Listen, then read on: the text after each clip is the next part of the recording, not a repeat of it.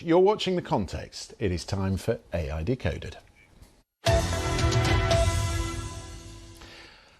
Welcome to AI Decoded. It's that time of the week when we dive deep into the most eye-catching stories in the world of artificial intelligence. This week, cybersecurity. How long would it take an advanced hacker to break into the most complex, most powerful AI models that we've built?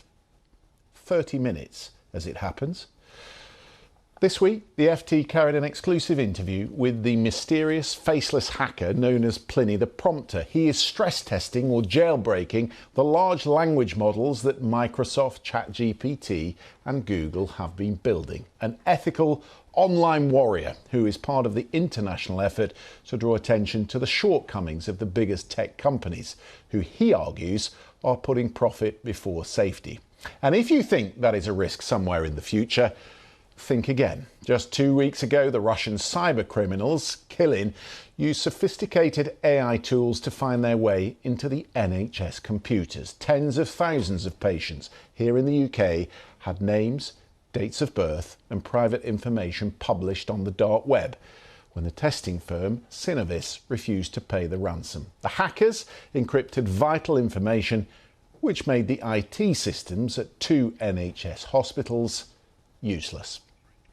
So, how worried should we be? What are the implications for those businesses who are turning to AI to improve their systems? Tonight, we're bringing together a former hacker, Connor Leahy, now the CEO of AI safety company Conjecture. Darryl Flack is here, CEO of cybersecurity company Blockfish, and as ever, to help guide us through it, our resident expert and presenter, Stephanie Hare. Let me start with you, Stephanie. Pliny the Prompter is what we call a white hat, a friendly hacker. Yep. The good guys in the shadows who are stress testing the system. What have they been able to do? So they're able to get large language models to do things that they should not be able to do. So these are coded with guardrails, they're coded with rules. And jailbreaking a model is, imagine what you would do if you had a sort of teenager at home who was trying to play with a game and see if they could break with the system. Lots of engineers have grown up trained that way. Hackers love to do it. They almost can't help but doing it. And I quite like Pliny the Prompter's argument that he's actually doing work for free, that these companies should be doing themselves to bring attention to the public. So we're talking about writing malware. We're talking about showing how scammers could create scripts that make people click on links, which is a way that you can inject all sorts of very nasty code into people's hospitals, as we've just seen, which is a very soft target, very ripe target, but it's schools, it's individuals, and it's only growing. This is only a growing problem. And so we just had last month, the AI Safety Institute here in the United Kingdom published a groundbreaking report, brand new, showing that every single major LLM, large language model, can be broken. There's a lot of red on that chart. Yeah, it's quite alarming if you like the color red, which I have worn tonight to, show in solidarity with our researchers here in this country. They are trying to put out a warning to the public for all those companies that are saying, I've got a bit of FOMO, a bit of fear of missing out. I really feel like I need to get in with generative AI, which I am hearing with every single client group I speak with. Everybody's got real anxiety about missing out. What we're hearing from the AI Safety Institute and from the National Cybersecurity Center here in the United Kingdom is that a lot of this technology we should really consider to be in beta. It's not really ready. So it's fun if you're approaching it from an engineering perspective, but not if you are a CEO or general counsel who needs to protect your risk. But Connor, these companies, they have red team hackers who are employed by the company to go in there and try and find a way through the system. Why are the white hats, guys like you, able to do it, and their red teams are not? Well, so in the hacker business, you usually talk about blue teams and red teams. So red teams are the people who try and break things. Blue teams are the people who try to defend. And the way things usually are is red team always wins. Red team always wins. Blue team can just minimize the harms. And with AI systems in particular, what we're seeing by people like Pliny and a lot of other people like me, my old friends back, in the Discord online days, is that AI systems are very immature when it comes to safety. A lot of the stuff that we do for cybersecurity and safety simply does not apply to AI systems in the same way. In other forms of software, when a hacker finds a vulnerability, you will have your programmers go look at the code of the system, fix the problem, and then deploy a patch that solves the problem. But the problem is that AI systems are not like normal software. They're not written line by line with code. It's more like they're like grown. They're more like artificial, like huge piles of numbers that can do great things, but we don't really know how to patch them effectively. We could do a little bit. You know, OpenAI and all these other companies invested a lot of money into trying to tweak these things. But as you know, Pliny and other people have shown, it's wildly ineffective at this point in time. So, Daryl, this jailbreaking started about a year ago, and the attacks, as Connor is describing, have evolved. So it's a constant game of cat and mouse, this. What's the inherent problem with that if you're a company hoping to integrate it into your systems? I think ultimately it's always going to be an unknown risk. You are giving up your data, your information, potentially your intellectual property, your brand and your reputation, and you're putting it into a system that you are hoping is going to protect it and secure it. And so organisations need to be aware that the risks that they're taking around that, and like we say, organisations don't yet know what those risks are. And because it's a new technology, there's always going to be a bit of an arms race. There's going to be the defenders against the attackers, as has been said. And so looking at that arms race, everything comes down to how quickly you want to jump to these platforms and how much data you want to give them. As we've seen from the Institute, it's very much early stages, beta stages, and so the risks of things going wrong are quite high at the moment. So taking pilot approaches with synthesized data, with anonymized data, would be a good start to test it, to make sure that you're getting the types of outcomes that you're expecting. But if you jump straight in right now with all of your data, trying to be sort of ahead of the curve, then you've got to be aware that that risk you're taking could come to fruition. What's really fun about this article is it gives a bit of a heads up that California's legislature is going to be voting in August on a bill that will require any company in the state, so that's OpenAI, that's Google, and that's Meta, to ensure that they don't develop models with a hazardous capability. And Pliny, the prompter, says all AI models will fit that criteria. I'm just talking about the NHS model, Connor. What is it that is weak in the system, and does that mean that all our systems, given what you've just described, are at risk of this kind of malign activity? So the short answer is absolutely yes. It is a complete disaster. It is a complete mess. None of our methods are adequate whatsoever. This is not ready for safe production whatsoever across the board. To give you a feeling of this, there are systems that are as close to unhackable as possible. These are usually used in military contexts or like nuclear power plants and stuff, and it's called formally verified software. And to give you a feeling for this, developing even like a relatively simple piece of software, let's say the embedded software on like a helicopter or something, which is not simple, but like, you know, it's something that usually takes like maybe a couple of years to develop. Developing this kind of thing can take over a decade and can cost millions or even hundreds of millions of dollars. And this is using techniques that we understand. The best tools, the best researchers, or tools that we've developed over many, many decades. AI, as it exists today, has only existed really like for like a couple of years, maybe a decade. So our understanding of what our AI models do internally is extremely inadequate compared to our understanding of other types of software systems. And even with other types of software systems, our safety is like very shaky. That terrifies me. I was, because I wrote a question down here, Daryl, earlier, and I thought, well, if we're integrating this technology into our critical infrastructure systems, then this becomes really serious. It's interesting Connor used the term about a nuclear power plant, but maybe that's not far-fetched. Maybe our critical infrastructure is at risk. I think with the advent of new technology, legislation is always somewhat behind. And so organisations will start to deploy it to save time, to speed up operations. And if it's deployed too quickly in some of those critical national infrastructure environments, then there's always the risk that it will go wrong. And as Connor was saying, years and years are spent to assure products, to assure platforms, to assure software, so that when they are placed into critical national infrastructure, they perform as expected. Just really quickly, Stephanie, are we talking AI, developing AI to attack these systems? Absolutely. So you can use AI both for so that offense becomes ever more and sophisticated. defense. Potentially. The question is going to be when it surpasses us. We won't be able to necessarily even keep up with that war that would be happening between the machines. Okay, you think that's scary? Coming up, the former Twitter boss Jack Dorsey warns that within the next 5-10 years, we won't know what is real anymore. So sophisticated will the AI-generated content be that it will feel, he says, like you're in a simulation. Will those technological advancements bring us all closer to singularity, the point in our evolution when we share this planet with entities smarter than us? We will discuss that after the break. Welcome back to AI Decoded. Earlier this year, during a primary election in New Hampshire, thousands of voters were sent a message by Joe Biden. You know the value of voting Democratic when our votes count. It's important that you save your vote for the November election. We'll need your help in electing Democrats up and down the ticket. Voting this Tuesday only enables the Republicans in their quest to elect Donald Trump again. It's persuasive, but anyone carefully listening to that robocall might detect some stilted language, the emphasis and pauses in the wrong places, which would tell you there's something wrong with it.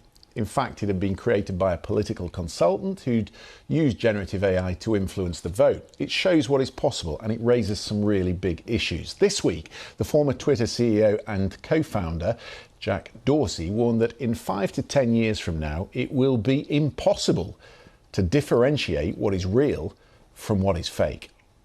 Don't trust, verify. So even this talk, everything I've said, don't trust me. You have to experience it yourself, and you have to learn yourself. And this is going to be so critical as we enter this time in the next 5 years to 10 years, because the way that images are created, deep fakes, videos, you will literally not know what is real and what is fake.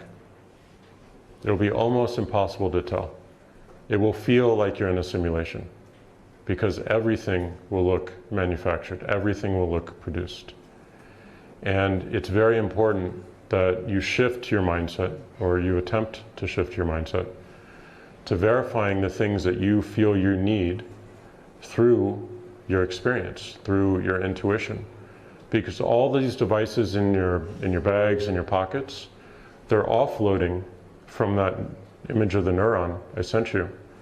And because all these things are on your phone now, you're not building those connections in your brain anymore. This is one of those stories where you just wonder how Mr. Dorsey would like all of us to only verify by experiencing. Like, that is not a scalable model for a tech CEO to be recommending. So it's quite weird. How can I know what is being reported, for instance, in China? I'm not there. I'm here in London. The whole point of news is that we need a system of contributors who put forward evidence that other people peer review, and then it's discussed as truth. I mean, this is taking us back to philosophy. What is reality? Or the study of history. How do we treat sources? Or even the law. What is evidence? What is not? What is admissible in court? What is not? Telling everybody that we just have to, go with our intuition doesn't feel great. Can you protect a democracy, Connor, if you can't differentiate what is real and what is fake?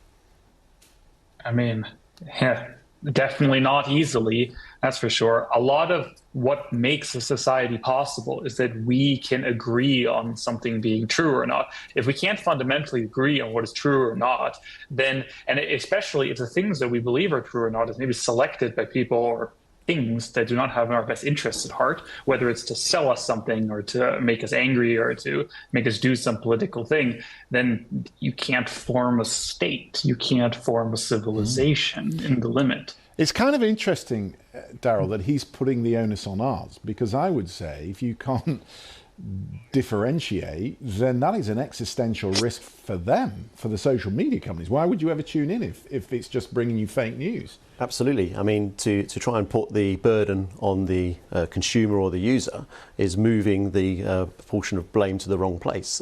It's the tech companies that are providing the technology. They should have the intelligence behind that technology to be able to identify if something is true or if it's false or not.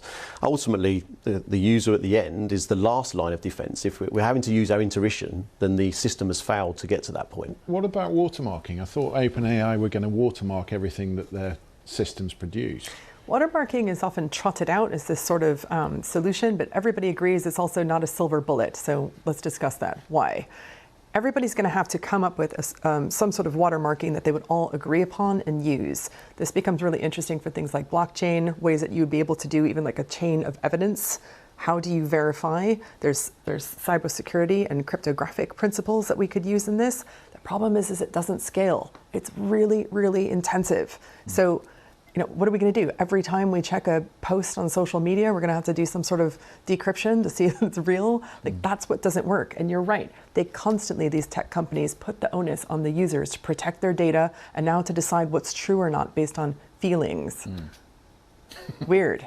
A theme we keep returning to in this program is, and in mind of what we've just been discussing here, is how long it's going to take before we reach this thing known as singularity. What do I mean by that? Singularity is the term given to the point in human history when the machines become smarter than those programming them. So the point where they don't really need us.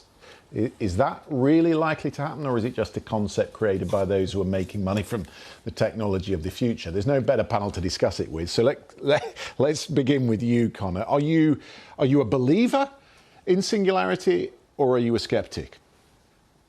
I see no reason from any scientific evidence that we have so far that it shouldn't be possible. Humans are the dumbest species that can create industrial civilization. We were the first ones to evolve. We were the first draft. There's no reason we couldn't build AI systems that use, that are faster. Our CPUs, our computers, switch about 1 million times faster than our neurons do. So even if we just get a computer as smart as a human, right? Now, let's say it runs 1,000 times faster than a human. Well, that means it can do 2 years of thinking per day, 2 years of labor per day.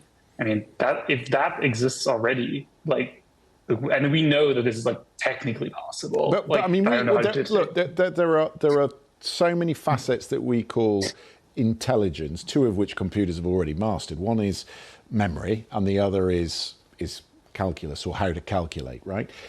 What about reasoning and emotional intelligence? Is that innate or is that learned? I mean, it's a bit of both, but both of that, you open up your brain, there's a bunch of goop in there made out of neurons that are sending electric signals around.